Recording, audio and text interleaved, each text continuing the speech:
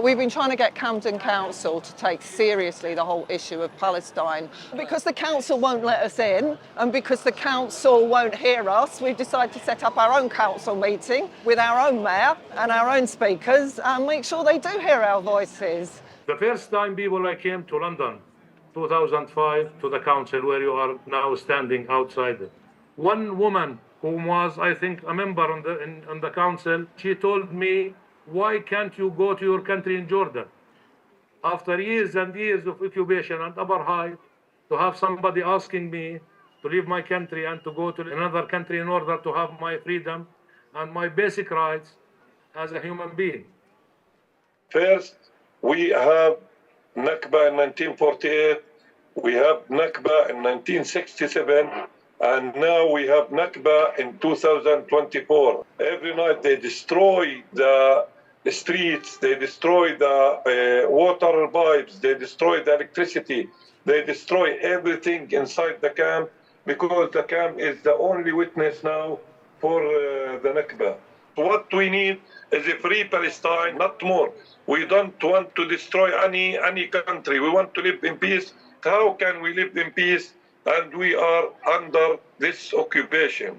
In Camden, we've got so many organisations. There's PSC, there's CADFA, there's FRFI, there's Camden Friends of Palestine. There are encampments in the universities now.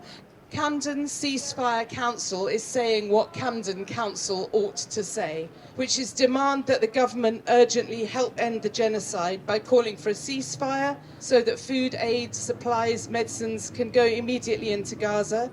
We need Camden Council to divest any of its investments, any of its pension fund. We need to see if there are any areas in the council that cooperate with Israel, but they should come to an end, and that it should be pressuring nationally for an end to arms exports and trade agreements with Israel. They should establish a working party to look at school education and materials on Israel and Palestine, to challenge the representation of the problems in Israel-Palestine being a problem between religions. It's not about religion. And in the context of power inequality, give extra emphasis to the experience and the voices of the people who've been putting up with all this, that's the Palestinians. Do we have anyone who would like to speak against the motion? Yes, I would. Right.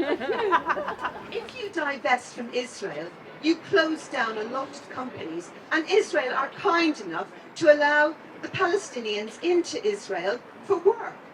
Now, the Palestinians are without work at the moment, and that's because of Hamas. Can I say something? Why Hamas is created in Palestine? This is the question.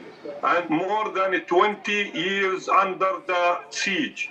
The biggest jail in the world, it's Gaza. They don't have food, they don't have electricity, they don't have nothing. So what do you think that they will do? They will come to play violin for you? I don't think so. Thank you. When all the people everywhere in the world are shouting for the rights for the Palestinian people, still Camden Council, unfortunately, are pretending depths and they did not listening to their people. All those in favour, hold your hands up again. Yeah. That's 150. Yeah. Thank you. So it's carried. Free, free Palestine! Free, free Palestine!